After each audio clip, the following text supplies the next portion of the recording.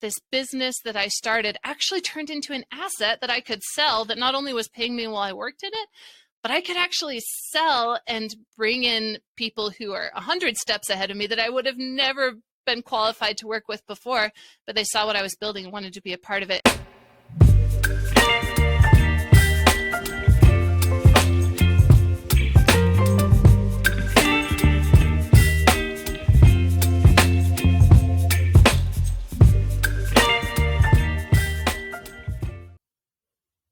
Welcome to the Physician Pharmacist podcast, a show designed to shed some light on a very unusual pathway into medicine. I'm your host, Nathan Gartland. I'm a licensed pharmacist and third-year medical student. I'm also the author of PharmD to MD and the owner of the Physician Pharmacist Company. As this podcast has grown, we've had tremendous opportunity to broaden our scope and explore other non-traditional pharmacy careers. The PharmD opens so many doors, and by listening in, you can learn from experts in the field how you can take your first steps. In today's episode, I have the pleasure of speaking with Dr. Jamie Wilkey. Dr. Wilkey is a licensed pharmacist who worked in retail for over a decade before making the life-changing decision to walk away from it all. In 2020, after experiencing years of burnout, Jamie acted on her goals and set out to create her own consulting practice tailored to help patients in the community with pharmacogenomics. In as little as 6 months, she has been able to formalize her business plan, grow her social media presence, and market her skills to the pharmacy community. The proof of concept have been established, and Jamie was able to set aside retail pharmacy's golden handcuffs for good. Her current ventures revolve around her helping other pharmacists build their own consulting practices, utilizing her proven 12-step consulting growth system. Her education program, PGX Consulting Confidence Academy, has helped over 300 plus pharmacists break out from behind the counter. On top of it all, Jamie is a co-founder of Own Your PharmD, and was voted among the top 50 most influential pharmacy leaders in 2021 and 2022, and has served as an adjunct professor with the University of Florida School of Pharmacy. So welcome to the show, Jamie. I appreciate you being on today. Yes, thank you for having me on, Nathan. All right, fantastic. Well, I think we have a lot to talk about today, and I think a lot of our listeners are going to be excited to hear all of your insight, especially with your expertise in working outside of the retail community, and kind of transitioning and building your own business. So I'm very excited for today's show. Thank you. We have so much to talk about all the different ways you can do really cool things in pharmacy. Fantastic. Well, let's take things way back real quick and see, what brought you into pharmacy in the first place? What's your origin story within pharmacy? Oh, Nathan, my origin story is ridiculous. My dad was the CFO of the hospital, the local hospital growing up. And so one day he came home from work and he said, Jamie, I sign the pharmacist paycheck every month, and I think you should be a pharmacist. And I was like, you know what? That's a great idea, because it checked all the boxes that I wanted to get a high degree. I wanted a doctorate degree of some sort as a female to do cool things in the world. I wanted to help patients, but I didn't want to touch them. And I wanted it to be somewhat fast. And so to be able to get a PharmD in 6 years checked all of the boxes. And I was like, great, sign me up. So I went to University of Wyoming, 6 years start to finish, got my Doctor of Pharmacy degree, and was just off to the races. Wow. And did you ever consider like pharmacy residency or fellowships or anything along those lines? Or were you straight up committed to community pharmacy? Actually, at the beginning of pharmacy school, I thought I was going to do what you're doing. And I was like, oh my gosh, I love pharmacy so much. I'm going to go be a doctor of medicine too. Like, I love this. I can do all the things I really want to do as much as possible. And I don't know, going through pharmacy school, I don't know what changed that, but I wanted to feel like this doctorate degree is enough. This is a lot of work. And I want to feel like this is enough, because they did push fellowships and residencies and like, well, this is a good start, but you need to be more. And I don't know, other degrees that make it feel like a doctorate degree is just the beginning rather than the finish line. And so I was never interested in a residency or fellowship, because I was like, no, I got a doctorate degree. This is good enough. I am proud of this education. Absolutely. Pharmacy school is really hard. So, just getting through that in and of itself is just obviously a major accomplishment. And so you progress through pharmacy school and you're like, I'm done with the fellowships and the residency. I'm going to be a community pharmacist. Were you originally like very interested in being into retail, or where did you start? Yeah, so I just started at Walgreens. I was there for more than 10 years as a staff pharmacist because another reason that I really wanted to be in pharmacy was that it was a good job for being a parent. And while I didn't have kids in pharmacy school, knew that I could balance work life with kids as a mom really well. And so especially that position of working in retail suited me really well. So I worked full time until I started having my boys. And then I've since had 4 little boys, and I worked part-time while juggling raising them. And that really did suit me well. I was very happy with that career choice for a long time, because the thing about retail and a lot of pharmacy positions is there's not like this corporate ladder. There's not this mega chain of growth that you have to like cutthroat, be all in on your career to succeed. It's like you're literally a staff pharmacist. If you're really ambitious, a pharmacy manager. That's it.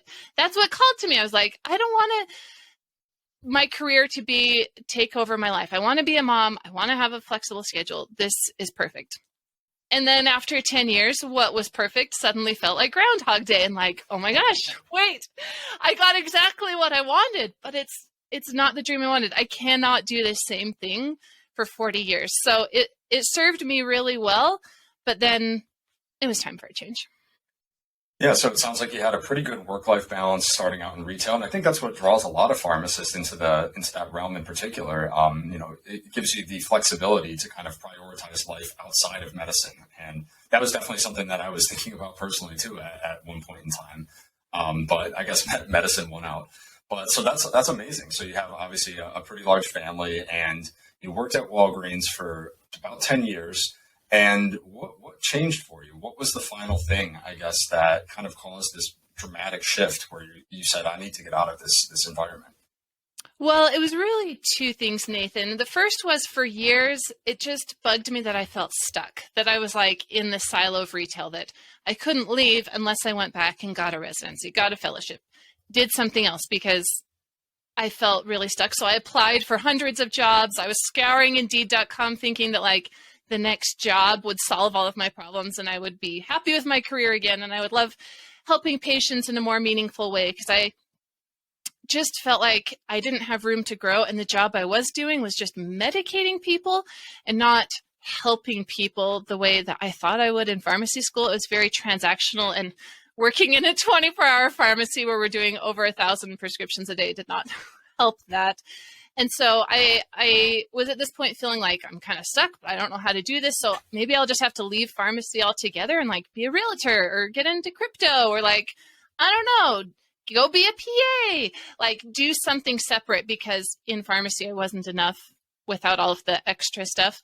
And then there was a really interesting moment that a family member of mine actually had a really significant adverse drug effect to an antidepressant, commonly prescribed antidepressant. She was feeling like she needed help managing her depression, and her prescriber was like, here you go, this is a great one that a lot of my patients have a lot of benefit from. And within weeks was having suicidal ideation and had to be admitted to the psych ward of the hospital, not once, but twice. Seeing her young family, just like mine, go through that, see the 6 figures of medical debt and how it just set their family back, made me see like, oh my gosh, adverse drug reactions. And especially in time, we found out it could have been prevented with pharmacogenomic testing, made me see like, this is the 5th leading cause of death in the country, and it's not just a number. Like, people's lives are being impacted.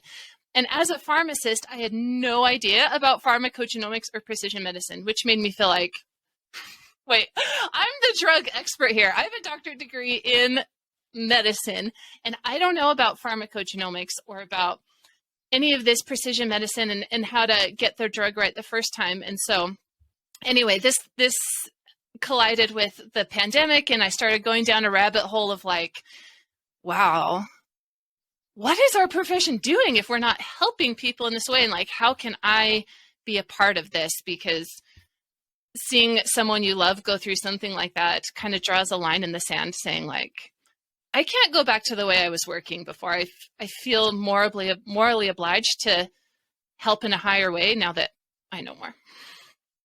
Well, I'm so sorry to hear that happened to one of your loved ones. But Well, so you had a profound moment that kind of shifted your whole kind of, I guess, life of, I guess, your life course, to say the least. And so I'm curious to know, how has pharmacy itself changed over the years that you were working as well? And like, how has retail kind of, gone from maybe something as glorious as what you originally thought to something where you aren't as, I guess, passionate about it anymore?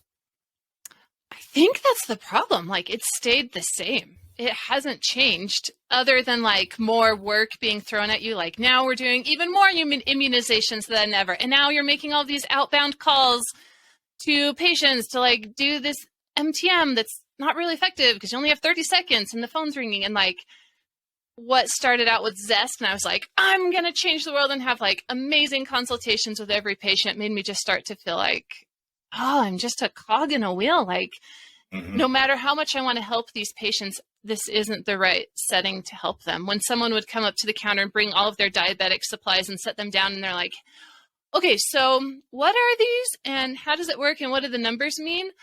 I like wanted to cry. Like, I can't answer this in 10 seconds. I need to sit down with you for an hour, talk this through, show you, like, there's got to be a better way to help these patients. As the most accessible health professional in the country, pharmacists, like, we got to up our game, but traditional pharmacy is still very traditional. Yeah, you're definitely stuck in your routine, and a lot of the practice models don't really facilitate any of that real connection that I think a lot of pharmacists want to have with their patients, and it's like you said, very transactional. Yep. And so you mentioned that you started to experience a little bit of burnout, and obviously you had this little idea in the back of your head of pharmacogenomics could be something that I could really explore further. What were the next steps, along your journey? I had no idea what I was doing. And so I was like, how does a pharmacist work outside of a W-2 setting where you're getting a paycheck and doing very clear roles? And so I just started talking to anyone and everyone who would talk to me out here in Utah. And like on LinkedIn, I would message prescribers. I called anyone I knew and said, like, can I just talk to you about this? Like, I just want to talk to doctors to see what they know, because maybe they're doing this and I have no idea. And like, it's being solved. And even like driving down the street, I'd see a cool little practice and I'd be like, you know what? They look awesome. I want to talk to them. So I was just the weirdo who wanted to talk to providers to see like, what's the climate here? Am I missing something, or is this really not being done? And after probably 20 different conversations with different levels of providers,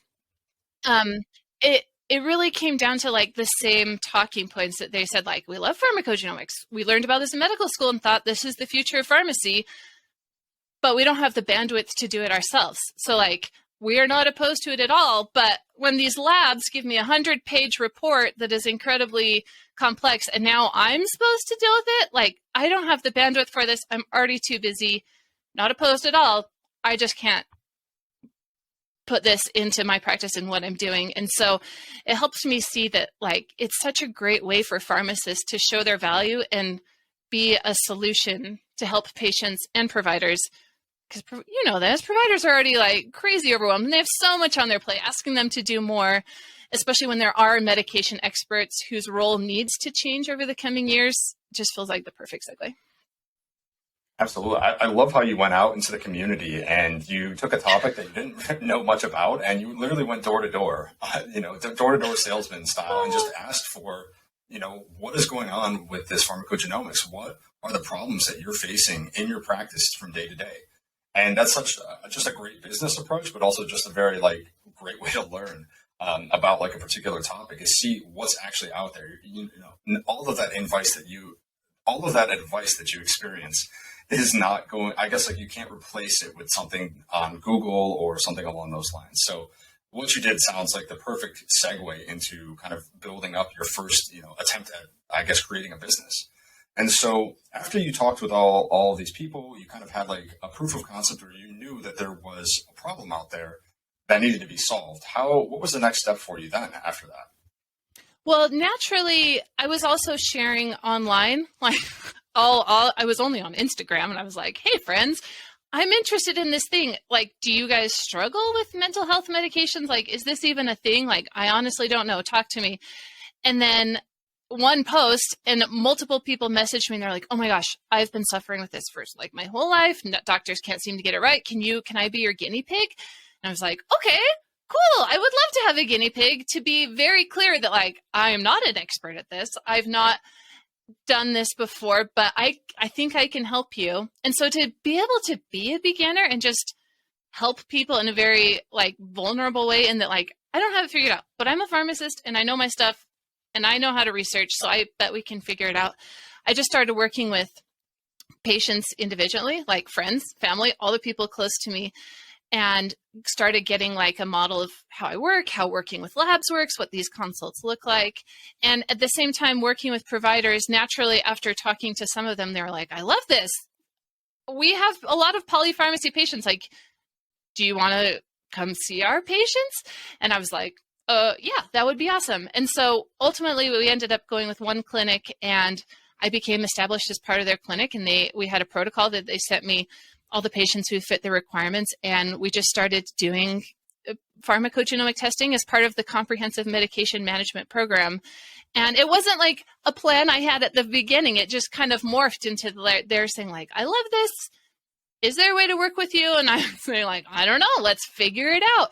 And like building it as we go, I think it made it much more approachable for people to work with me, that it wasn't like salesy. And I was like, guys, I'm changing the world. Like, these are my prices. This is how we do it. To just say, I just am interested in this. You are too. Let's figure it out together. It was just fun and not stressful. And I don't have an MBA. I don't know what I'm doing, but like that proof of concept and validating an idea out there is the most important thing, and something that business owners like to ignore and like spend all the time creating the website and the logo instead of like actually solving the problem first. Yeah, so you used your network to kind of, I guess, first give you that opportunity to get in there, and you recognized that there was a problem that needed to be fixed. And like, I love how you mentioned that it wasn't a very salesy approach. You just said, hey, I'm going to try and fix this problem for you. Let's work together and see if we can improve patient care while doing it. I'm not going to, send you all these bills and stuff for my time or anything along those lines. Like, let's just work together and see if we can make better patient outcomes. So I think that's such a great approach to everything. And so you had your proof of concept, and you talked about like a little bit about like the momentum of starting this. So how did things kind of snowball to the point where you were working with multiple practices? Were you just using the same kind of network, or? Yeah, just the same thing, just doing the same actions every day. Over time creates amazing momentum and word of mouth referrals. So yeah, just same simple things, a lot of outreach and follow up and tracking what I was doing. It's amazing the people you can talk to and that are interested. And were you working full time during this, or were you totally away from retail? Oh, heck no. No, you can't quit your job unless you're independently wealthy or you have proven that the business is going to take care of you. And so I was working at Walgreens, taking care of kids and doing this on the side. And it took like all of my time and was incredibly exhausting. And I missed probably 10 months of Netflix because I was just doing the work that was so engrossing to me. And it turns out if you skip Netflix for a while, you can actually accomplish so much in your day. I'll have to write that down. But and then I also noticed that you've grown a pretty large LinkedIn following. And was that also another way that you were networking and trying to connect with other pharmacy and other like I guess healthcare practitioners? Oh man, LinkedIn. LinkedIn just happened, Nathan. I didn't have a LinkedIn account till the summer of 2020. And I just got on because I was like, maybe this is a thing. I don't know if I know anyone. So I signed on and I looked up like the 10 pharmacists I knew at Walgreens, and none of them were on there. And I was like, well, this is a dead end. I don't know anyone. I have no network. Great.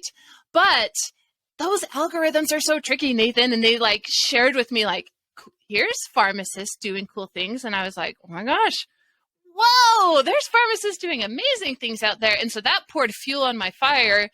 And I felt like I was coming out of a dark cave and like, I just don't see anyone doing cool things. I have no one in my network doing cool things. Like I have no I didn't learn about this in pharmacy school. I just felt like I was walking in the dark and wondering if, like, could I really expect different things from my career when I have no proof of this? And so LinkedIn helped me see amazing people who are 10 steps ahead of me and give me the courage that, like, you can totally do this. And found that I have a real passion for digital writing, and that I never knew I had because I've never been a social media person. But writing about my journey and developing the skill of digital writing has been crazy. And so now I just have so much fun with sharing what I'm learning and all of my failures and mistakes in between, and just humanizing this experience of entrepreneurship in medicine. Right. So it sounds like you're like documenting basically every step of the way that you've gone, and kind of providing almost like a pathway for other individuals to follow in your footsteps, especially for those who might be a little, stuck in retail pharmacy or afraid to take those first steps. And so you're working in retail pharmacy, and then you were working obviously on the side and taking care of your whole family at that time. At what point did you start to realize that retail pharmacy wasn't going to, what time did you, I guess, quit your job from retail pharmacy and move forward with this full-fledged business practice? It was probably a year later. I'm trying to work backwards on the math. Probably a full year, and enough earnings to say, like, okay, wow, I'm going to exceed my salary that I earned at Walgreens. This is not like flying by the seat of my pants, hope and a prayer thing. This is validated. It's doing well. I can see the trajectory for my earnings being somewhat stable. I feel confident in doing this. And were you working at multiple different facilities or different, healthcare offices, or did you have like one set location that you kind of operated all of your transactions and you just saw patients through like on a regular basis? Yep, one location, and I would be there specific days of the week, and they would stack all of my clients those days. And then it was a lot to balance, because then I was also seeing all of these family and friends independently. So there were two completely different processes, and anyway, it was a lot. But it was fun because you just got to do the work and see like what people are doing and what they want from you and what they can have next. And so I don't regret it. I couldn't keep that up forever, but it was fun to try it all and get my feet wet, helping Absolutely. as many people as I could, even though it was a little wild. So I'm also curious to know, I'm not sure a lot of I think everyone's heard of pharmacogenomics at this point, but they don't necessarily understand what is actually, like, what goes into the work of that. And do you mind just like walking through maybe a possible, like, generic patient that you've experienced, or what you do on a day-to-day? Oh, yeah. So pharmacogenomics is really cool. It's just a lab test that shows how your genetics affect the metabolism of your medication. And so all it takes is one test for the rest of your life to understand how medications work uniquely for you. And so how I see patients initially is it's a 2-appointment model and part of the comprehensive medication management program. So it's not just me looking at the genetic testing, but the whole patient picture, because most people haven't worked with a pharmacist in that way. And to have all of their medications in one place with one person managing them, it sounds really simple, but when patients are on 5, 10, 20 medications, the simplest changes lead to really big results. And so as part of that 2-appointment model, the first one is just getting their background, their history, what's been working for them, their experience with medication. And my favorite question is like, what do you want out of this? What do you want out of your health? What are your biggest concerns? Because I could spout all day about 2C19 and how the 2D6 metabolism is going to affect these medications. But if the patient just wants to sleep better at night, or if they just want to spend less on their medication, then like all of that I'm saying doesn't matter. I would rather give them what they want. And so it was really fun to see that they have the most basic questions. We have so much we want to teach them, but they just have the most basic questions that to us feel like, oh, that's what you want to know from a pharmacist? Okay, let's walk through this. I'll help you understand what every medication is for, if you still need it, and like how to take them each day so you can like time your medications right. Like the most basic things, but they haven't had anyone holding their hand like that before.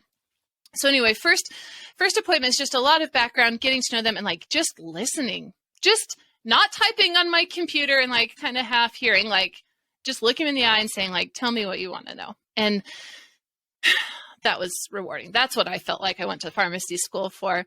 And then during that appointment, we do the genetic test as well as, all the other background stuff. And then once I get that result back, then I have time before I meet with a patient again to do my full patient workup with all of my recommendations. Because I have it's more than that, like 20 points that I go through for the comprehensive medication management, including like duplicate therapy, unnecessary therapy, blah, blah, blah, blah, blah. All of these different things in addition to how your genetics are affected by your medication. And so then when we meet together again, I give them the summary, and really my goal is to empower them to feel confident in their health and their medication rather than just saying like, well, here's 2 sentences, what matters. I'll talk to your doctor and they'll take care of it for you. Because especially polypharmacy patients, they're not just seeing one provider, they're seeing 3, 5, 7. And so my goal is to really be their champion and help them understand their health and to be their own proponent for personalized medicine going forward, that doctors will not prescribe for them without understanding they're unique and they need to at least consider that genetic profile. Wow, that's amazing. It's just a great service that you offer to these patients. And it's pretty cool how you're able to kind of serve as the liaison, the advocate for the patients, while also empowering them to kind of make those decisions. And like you said, it's a very rewarding process when you're sitting there one-on-one and you're fixing a problem that, is something that I think a lot of pharmacists aren't utilizing that or don't have the opportunity to do so, like you said, in retail. So that's fantastic. And so you had your proof of concept. You started to make a little bit more money doing this particular process, more than you were making in retail. At what point did you start to get into the practice of educating others about it? You talked a little bit about digital writing. Is that how it all started, or what were the next steps along those lines? Yeah, I've just been documenting everything on LinkedIn as I go. I don't know why.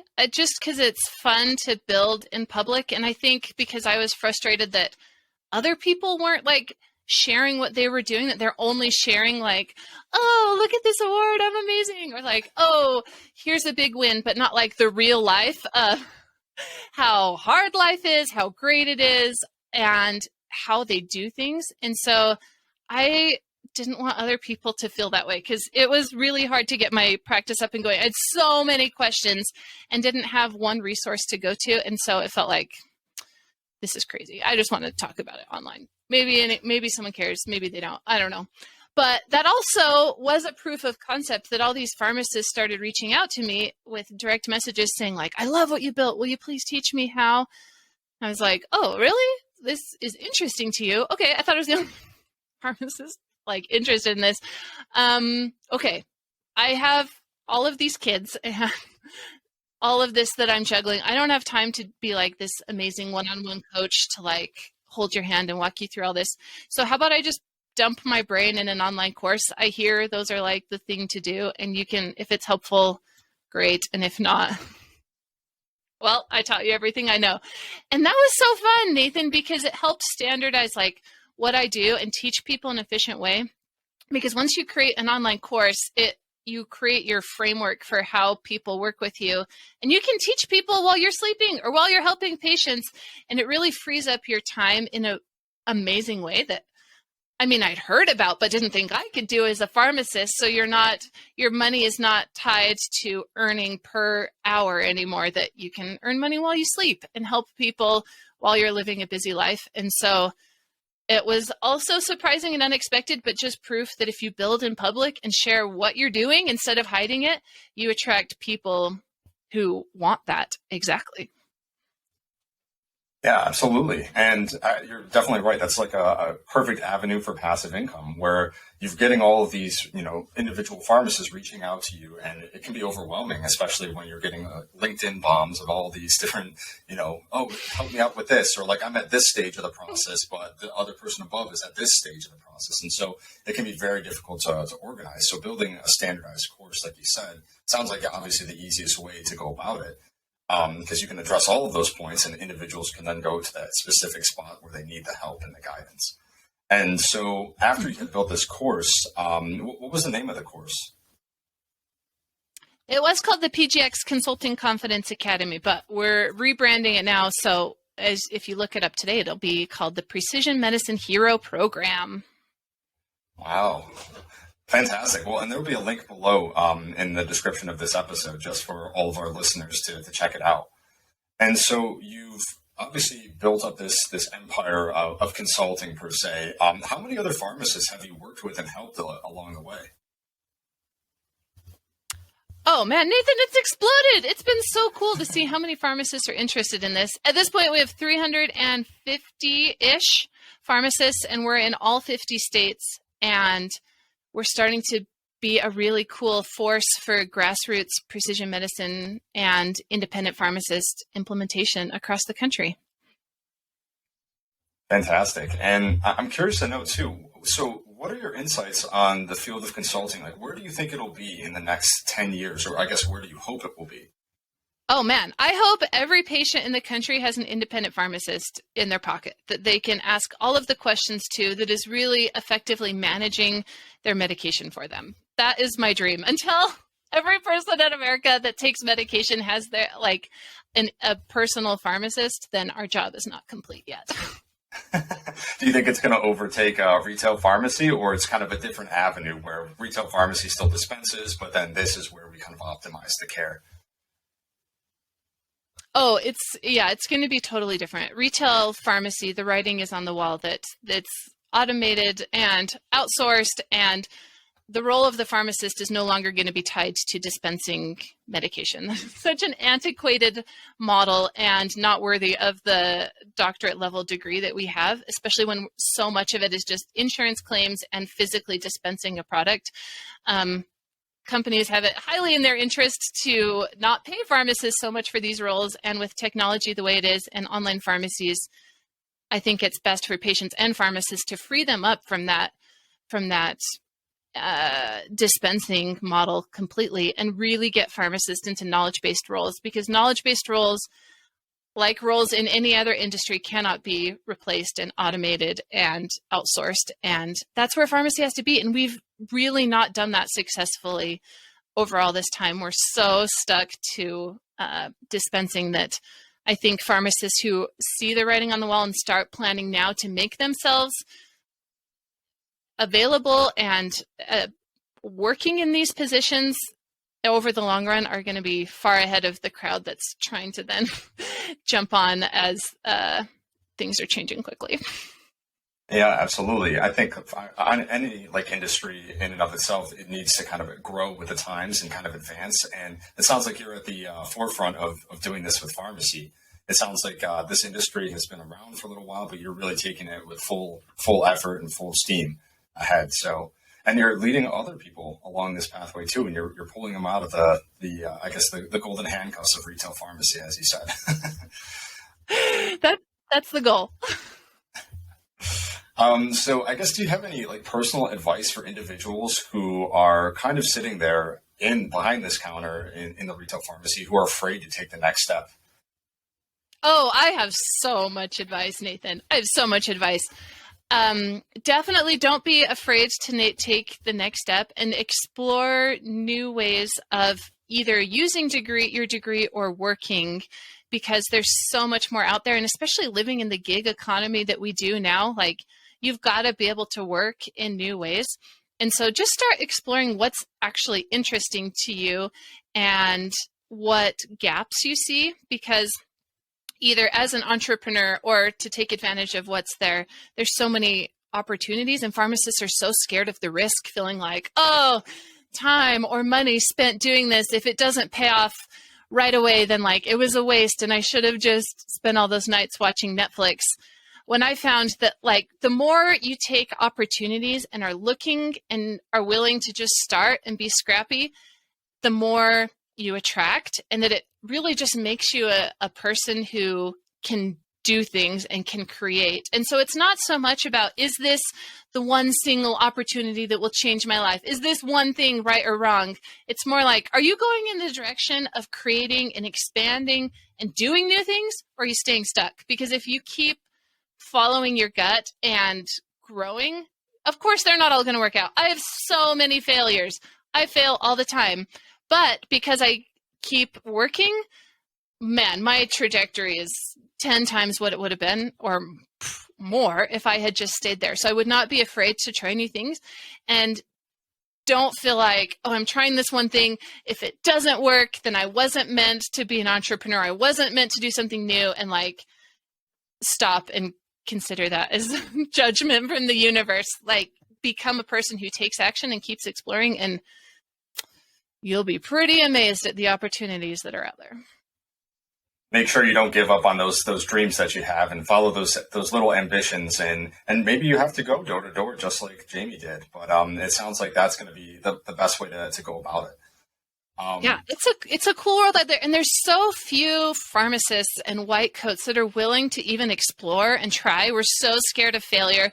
We so want like a secure thing. We want that comfort and stability that like there's no competition out there. It's such a great landscape to be doing new things because we don't even have competition. There's so many patients that need help from so many different spectrums. So it's really just you and your limiting beliefs that are holding you back. Like it's such a great time to try new things.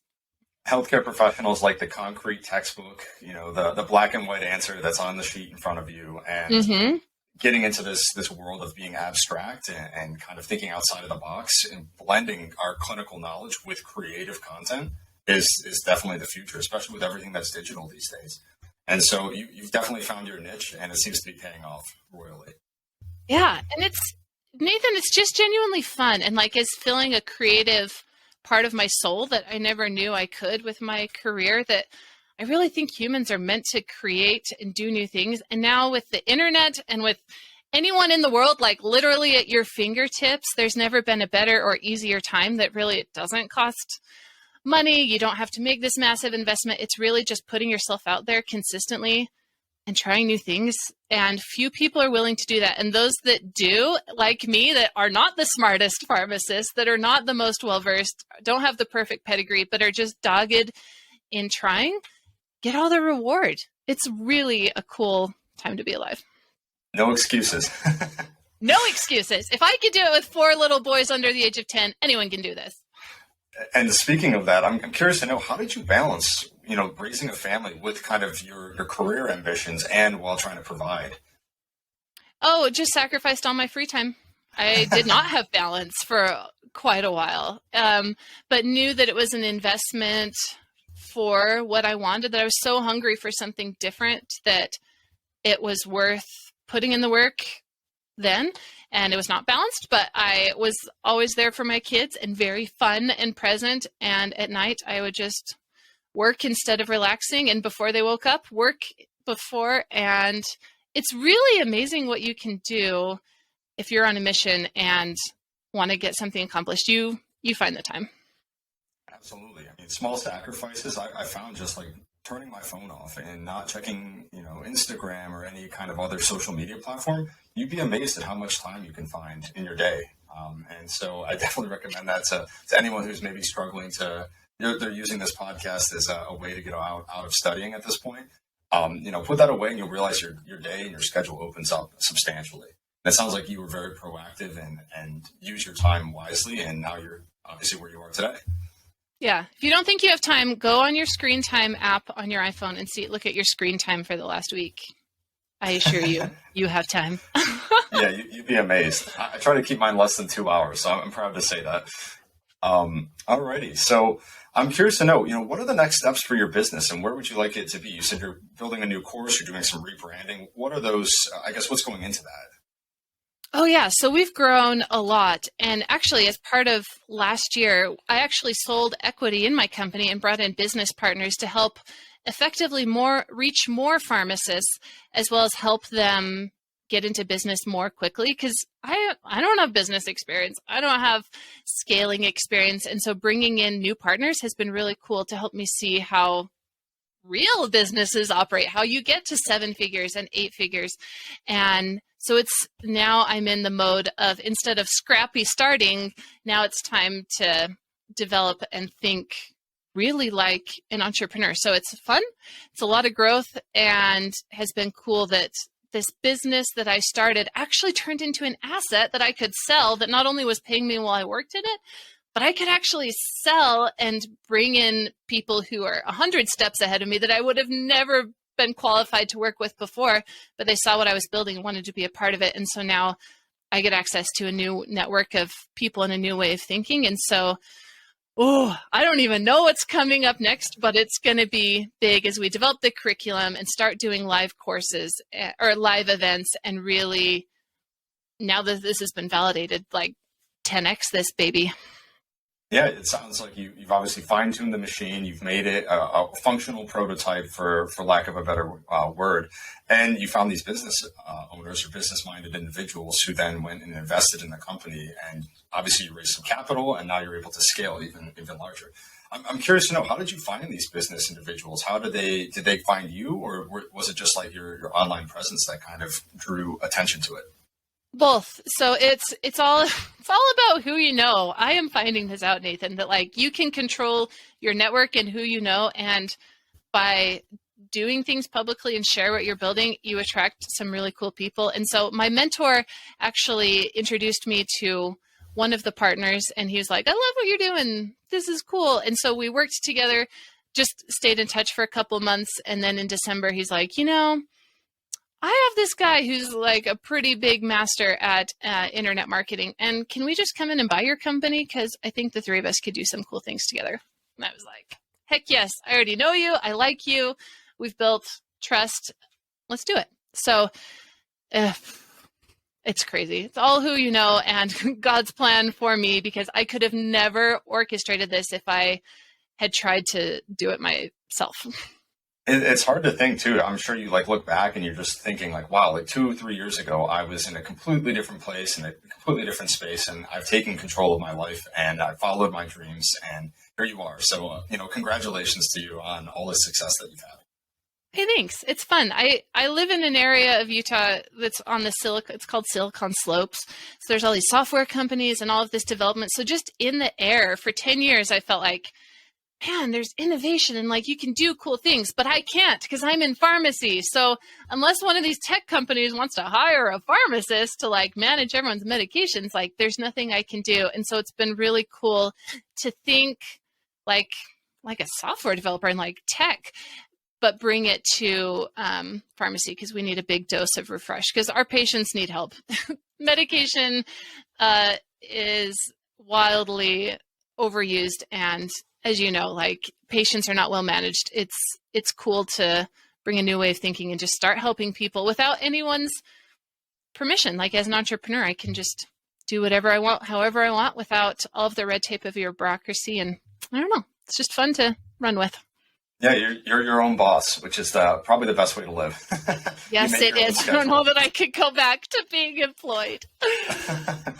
Oh my goodness. Well, I'm so glad to hear that all these things are working out. And a couple final questions here for you. So are you currently working full time while kind of managing the business, or have you outsourced to the point now where you're not really in the clinics anymore, but you're having other individuals, other pharmacists that you trained under you to work? I'm curious to know a little bit more about the structure. Okay, that's a good question. So you're right. Most of the clinical work does require me to be in clinic. So of the pharmacists I've trained in Utah, I've given most of my patients to them to take care of them really well because they know my methods and how I work. So they're taking care of my patients for me. Obviously, I have my favorite patients that I will always come back for and that I keep taking care of in the future. But by and large, my clinical work I've given to my students who are surpassing the teacher, and they're probably better pharmacists than I am. So now that you've kind of, outsourced and given a lot of the content to, individuals, are they technically employees at this point of your company, or you've kind of you're helping the students down along the line? So yeah. You want to grow the business, and you said 10x. Do you have any, like approaches or ideas at the moment that you're thinking of kind of scaling up, or is it more so just like marketing the product? Two aspects. So more is just more effectively reaching pharmacists, because I'm still not reaching the pharmacist I was 5 years ago at Walgreens, because I wasn't on LinkedIn. I didn't go to conferences. I didn't do anything cool. So I still haven't reached old me. So until I've reached old me, I will not be satisfied, because I need all the people who are in my position to know just that there's other opportunities out there. And I'm still trying to figure out how to help those who have created these businesses to funnel them into really cool opportunities, to funnel them into self-employed companies as well as insurers who have the patients who are looking for these consults to marry those two needs together. Because that's a whole other business in itself that I would love to start, but do not have the capacity for. And so to find the right opportunities where there are buckets of patients hungry for this, to put these pharmacists into those positions too, would be a cherry on top. Well, you know your market for sure. So that's maybe a business you could start to in the future, 10 years from now, maybe. True. When you scale this one up to the moon. Alrighty. Well, we've come to the end of our interview today, and I'd like to thank all of our listeners for the support. If you have any additional questions about the medical school journey or other non-traditional pharmacy careers, check out my website at www.physicianpharmacist.com. Before we let you go, Jamie, how can our listeners get in touch with you or learn more about this process? Oh, yeah. So connect with me on LinkedIn. I'm writing on LinkedIn twice a day, every day. And if you're interested in creating your own consulting career, go to wealthywhitecoat.com, where it has all the information on the program. All right. Well, thank you so much for being on the podcast, Jamie. I recognize you're an extremely busy individual. You're building great things in the pharmacy industry, and I really do appreciate your time. So thank you. Thank you for sharing your story. This has been fun. Sure thing.